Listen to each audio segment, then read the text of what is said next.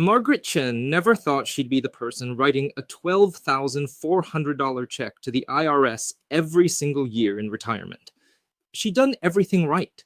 40 years as a high school principal in Michigan, maxed out her 403B every year, hired the same accountant her parents used. And yet, at 68, she sat at her kitchen table last April and realized something that made her physically sick to her stomach.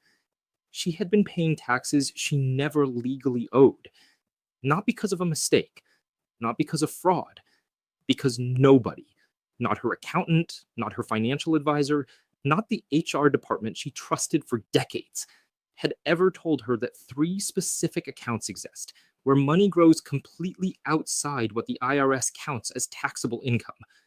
Not deferred, not reduced, removed from the conversation entirely. And here's what makes this story even more disturbing. Margaret isn't an outlier. She's the rule. A 2024 study from the Employee Benefit Research Institute found that fewer than 12% of Americans over 55 are using even one of these three accounts to its full potential. Fewer than 3% are using all three together. That means millions of retirees are sitting on money the IRS is legally allowed to tax and getting away with it simply because no one showed them the door. Today, I'm going to show you that door. But fair warning, once you see what's on the other side, you'll never look at your retirement the same way again. The first account is designed for your investment growth. The second is built for your health. And the third is where the real magic happens. It's not an account at all. It's a bracket, a number, a line in the tax code that most people walk right past without noticing. And if you understand how to use it, it can turn your entire retirement strategy upside down. But we need to walk through this in the right order. Because account 3 only makes sense once you understand why the first two were created in the first place. So let's start with the foundation. Account number 1 is the Roth IRA. And I know what you're thinking. You've heard of a Roth IRA. Your brother-in-law mentioned it at Thanksgiving. Your coworker said something about it in the break room. But here's the uncomfortable truth. Hearing about something and understanding how it actually works at maximum effectiveness are two completely different things. Let me show you the difference. A traditional 401k or IRA takes your money before taxes, lets it grow, and then taxes every single dollar when you pull it out in retirement. Every single dollar. A Roth IRA does the opposite. You put money in after the IRS already took its cut. The money grows, and then it is never taxed again. Not on the growth, not on the withdrawal, not when you pass it to your children. Never. Let me put real numbers on this. In 2026, you can contribute $7,500 per year to a Roth IRA. If you're 50 or older, that number jumps to $8,600. Now, $7,500 a year might sound small, but here's what most people miss. It's not about the contribution. It's about the growth. If you put $7,500 into a Roth IRA every year, starting at age 45, and you invest it in a basic broad market index fund, averaging a conservative 7% annual return, by age 70, you have approximately $340,000. Every single dollar of that $340,000 comes out in retirement with zero federal income tax. The $63,000 you put in, the $277,000 of growth, all of it, invisible to the line on your tax return that says taxable income. But here's where it gets even more powerful, and this is the part almost nobody talks about. Roth IRA withdrawals don't just avoid income tax, they avoid something called the Social Security tax torpedo. Here's how that works. Most people don't know that up to 85% of your Social Security benefits can be taxed as ordinary income. The threshold is surprisingly low. If your combined income, that's your adjusted gross income plus half your Social Security benefits, crosses $34,000 as a single filer or $44,000 as a married couple, the IRS starts taking a bite out of your Social Security check. When you pull money from a traditional 401k in retirement, that withdrawal counts as income. It pushes you toward that threshold. When you pull money from a Roth IRA, it doesn't count at all. It is completely invisible to that calculation. So not only are you not paying tax on the Roth withdrawal itself, you're also protecting your Social Security from being taxed more heavily. That's two layers of protection most people never even know they're missing. And there's a third layer, Medicare, specifically something called IRMAA, the Income Related Monthly Adjustment Amount. In 2026, if your income from 2 years ago crosses $109,000 as a single person or $218,000 as a married couple, Medicare adds a surcharge to your monthly Part B and Part D premiums. That surcharge ranges from about $81 per month to nearly $487 per month on top of the standard premium. Over a year, that's an extra $974 to $5,844 just for being above the line. Traditional IRA withdrawals push you toward that line. Roth IRA withdrawals don't. They stay completely off the radar. So let's add this up. A Roth IRA doesn't just save you tax on the withdrawal. It protects your Social Security from being taxed more. It keeps your Medicare premiums from surging, and it passes to your heirs completely tax-free. That's not one benefit, that's four, stacked on top of each other. And most people are using exactly zero of them. Now, I know what some of you are thinking. My income is too high. I make too much money to contribute to a Roth IRA. And you're right, sort of. In 2026, if you're single and your modified adjusted gross income is above $168,000, or married filing jointly above $252,000, you cannot contribute directly to a Roth IRA. The door is closed, but there's a window, and it's been open since 2010. It's called the Backdoor Roth IRA. Here's exactly how it works. You open a traditional IRA. You make a non-deductible contribution, meaning you put in after-tax money, and you do not take a tax deduction for it. Then you immediately convert that traditional IRA to a Roth IRA. The conversion is only taxable on any gains that happened between the contribution and the conversion. If you move fast, that's essentially zero. The entire after-tax amount moves into the Roth IRA, and from that day forward, it grows completely tax-free. This is not a gray area. This is not a loophole the IRS is hunting down. Congress has had multiple opportunities to eliminate this strategy since 2010. They have explicitly chosen not to. It is specifically allowed, and yet most high-income earners have never heard of it. Because here's the thing nobody wants to say out loud. Your financial advisor makes money on the assets they manage. The more money sitting in a taxable account or a traditional 401k, the more they earn in fees. A Roth IRA that you manage yourself, that doesn't generate the same revenue stream. I'm not saying every advisor is hiding this from you, but I am saying the industry has no strong financial incentive to proactively walk you through strategies that reduce their own bottom line. So here's your exact action step for account 1. Open a Roth IRA at a major brokerage, Fidelity, Schwab, or Vanguard. If your income is below the threshold, contribute directly up to the annual limit. If your income is above the threshold, open a traditional IRA alongside it. Make a non-deductible contribution and immediately convert it to the Roth. File IRS Form 8606 with your tax return to document that the contribution was after tax. That form is what protects you from being double taxed later. And then invest the money. Don't let it sit in cash. A Roth IRA in cash is just a savings account with extra paperwork. The power is in the growth. Now, before we move to account 2, I want to ask you something. Look at your last tax return, the one you filed this year. Find the line that says total tax. Now, imagine if 30% of that number simply didn't exist. Not because you cheated, not because you found some exotic offshore strategy, because you used an account that the IRS itself created, named, and has allowed for over 2 decades. That's account number 2. And it's the one that makes financial advisors the most uncomfortable. Because if you use it correctly, it does something no other account in the entire US tax code can do. The health savings account, the HSA. And I need to be direct with you right now. If you think of an HSA as just a way to pay for doctor visits with pre-tax money, you're using roughly 1/3 of what this account actually does. There's a reason it's called the only triple tax advantaged account in the entire US tax code. Most people burn two of those three advantages without ever realizing it.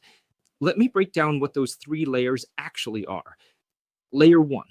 Money goes in tax-free. If you contribute through payroll, it avoids federal income tax, state income tax in most states, and Social Security and Medicare payroll taxes. Depending on your tax bracket and your state, that's a combined savings of 20% to 40% on every single dollar. Layer 2. The money grows inside the HSA completely tax-free. If you invest it, and this is critical, it compounds year after year without the IRS touching a penny of your gains. Layer 3. The money comes out completely tax-free when used for qualified medical expenses. No income tax, no penalty, nothing. Now, think about every other account you have. A traditional 401k gives you layer 1 and layer 2, but it taxes you on every dollar on the way out. A Roth IRA gives you layer 2 and layer 3, but you don't get the upfront tax break on the contribution. The HSA is the only account in the US tax code that gives you all three layers simultaneously. Money in, tax-free. Growth, tax-free. Withdrawal, tax-free. There is nothing else like it. But here's the catch, and this is why most people never unlock the full power. To contribute to an HSA, you must be enrolled in a high-deductible health plan. In 2026, that means a plan with a minimum annual deductible of $1,700 for individual coverage, or $3,400 for family coverage. If your current health insurance doesn't meet those minimums, you can't contribute for that year. The 2026 contribution limits are $4,400 for individual coverage and $8,750 for family coverage. If you're 55 or older, you can add another $1,000 catch-up contribution. Now, here's the strategy that changes everything. Most people treat an HSA like a short-term medical savings account. Money goes in, doctor visit happens, money comes out. That's a valid use of layer 1, but you're leaving layers 2 and 3 completely on the table. The real strategy is this: contribute the maximum every single year. Invest every dollar of the balance. Pay your current medical expenses out of pocket if you can afford to, and let the HSA balance grow completely untouched. Why? Because there is no IRS deadline to reimburse yourself from an HSA. None. If you pay a $400 doctor bill out of pocket today and keep the receipt, you can reimburse yourself from your HSA for that same $400 5 years from now, 10 years from now, 30 years from now. The IRS has no time limit on HSA reimbursements, as long as the expense was incurred after the account was opened. So by the time you retire, you have accumulated years of receipts for out-of-pocket medical expenses, all of which you can pull from the HSA at any point, completely tax-free.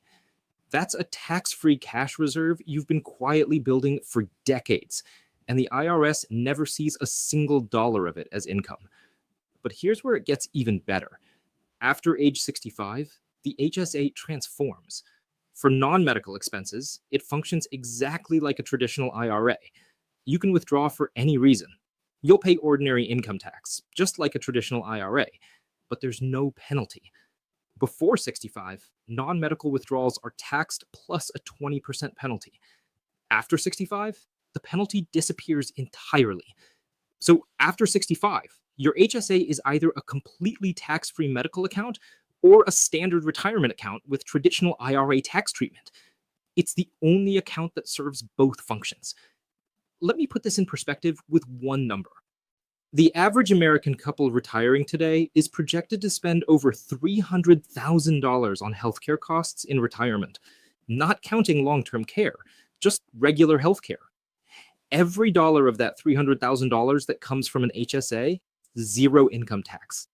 Every dollar of that same $300,000 that comes from a traditional IRA, taxed at your ordinary income rate. At a 22% federal tax rate, that's a $66,000 difference in taxes paid or not paid on the exact same medical bills. Same doctors, same procedures, same prescriptions. One account makes it tax-free, the other makes it taxable, and most people are using the taxable one.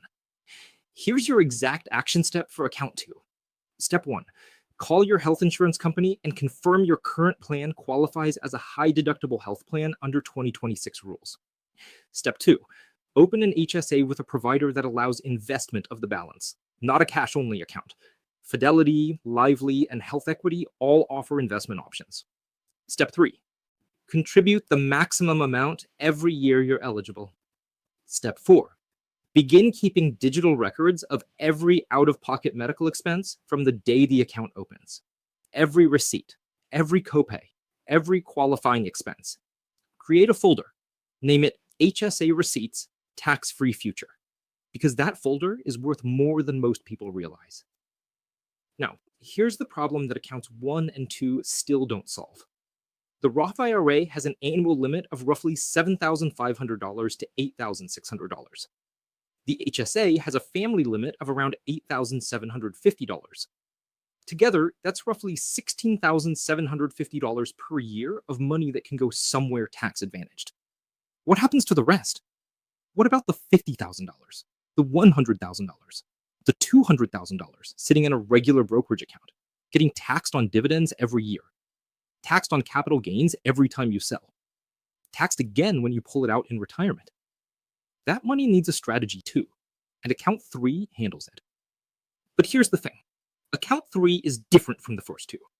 The Roth IRA and the HSA are accounts you open, you contribute to them, you manage them. Account 3 isn't an account at all. It's a bracket, a line in the tax code, a number that most retirees have no idea exists, or if they've heard of it, they assume it could never apply to them. They're wrong. And for a lot of retirees, this is the single biggest pile of money sitting in plain sight that the IRS is legally allowed to tax and simply doesn't. It's called the 0% long-term capital gains bracket. Let me explain exactly how it works. When you sell an investment you've held longer than 1 year, a stock, a mutual fund, an ETF, in a regular brokerage account, the profit is called a long-term capital gain. The government taxes those gains at special rates that are lower than your ordinary income rate. Most people know about the 15% rate.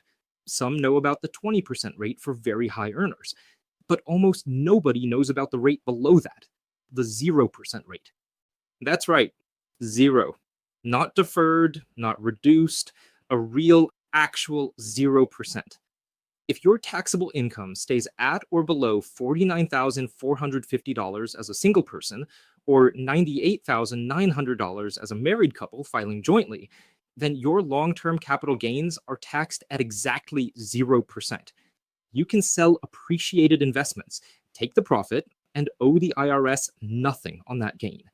It is, in every way that matters, invisible to your tax bill. Now, here's why this is so powerful specifically for retirees. Think about who has low taxable income but appreciated investments. It's retirees, especially in those early retirement years. After you've stopped working, before Social Security and required minimum distributions kick in and fill up your income bracket.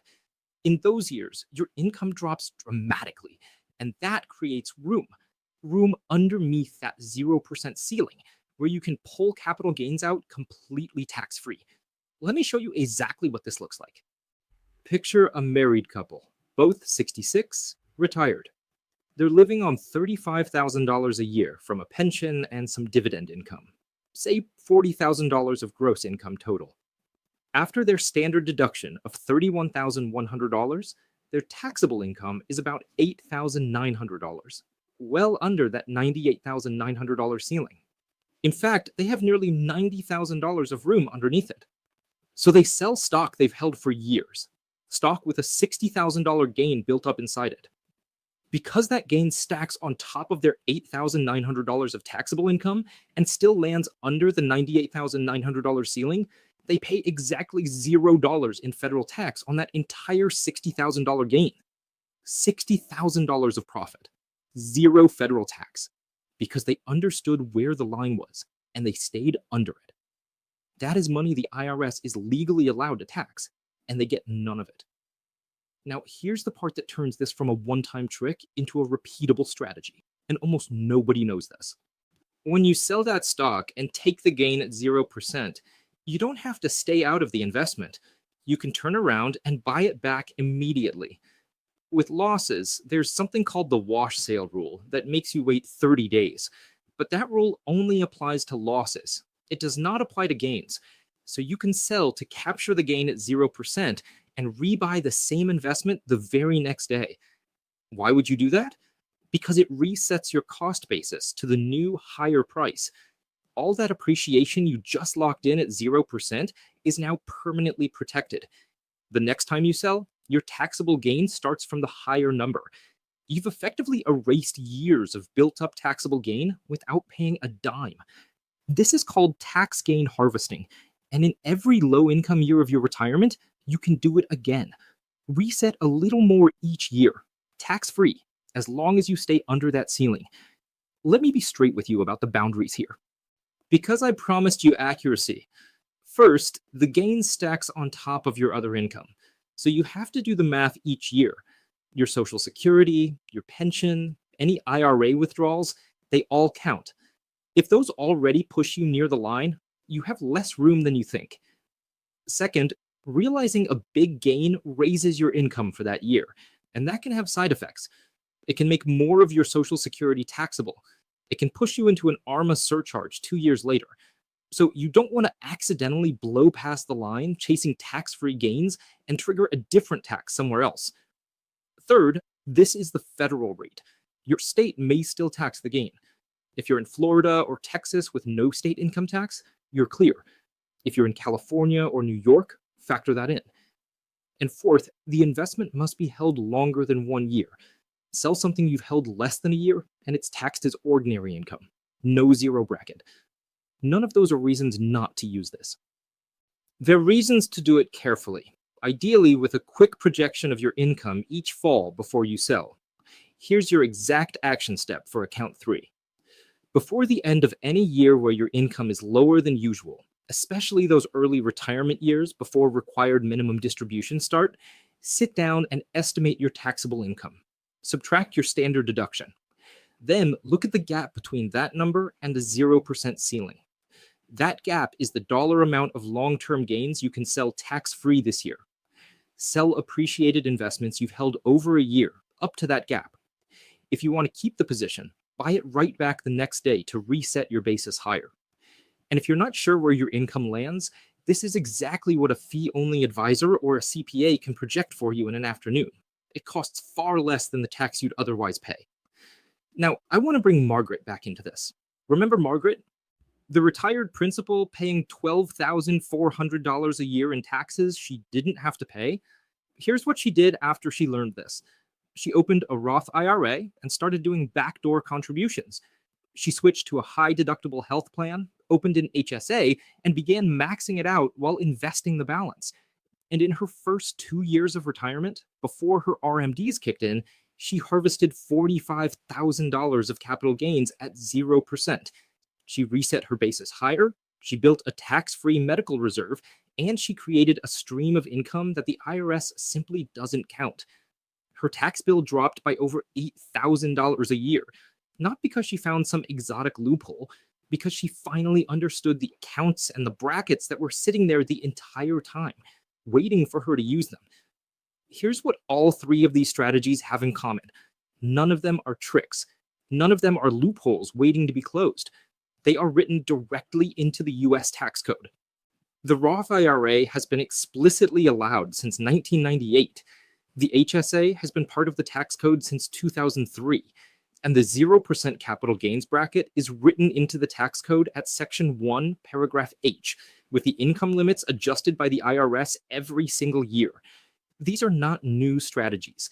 They're strategies the financial industry has no strong incentive to walk you through proactively, because the money you protect in a tax-free account is money that isn't generating management fees somewhere else. So let me leave you with this. Right now, as you're watching this, there is someone you know who is still putting every dollar of their savings into a traditional 401k or a taxable brokerage account, believing that's the only option. They don't know about the Roth IRA's 4 layers of protection. They don't know the HSA is a triple tax weapon, not a medical piggy bank. They don't know the 0% bracket exists at all. One conversation about these three strategies before retirement is worth more than any tax strategy attempted after the money is already gone. Share this with that person, because the IRS doesn't send you a letter when you qualify for something new, and your accountant isn't paid to find strategies that reduce their own workload next year. The information is out there, but it's up to you to reach for it. I'll see you in the next one.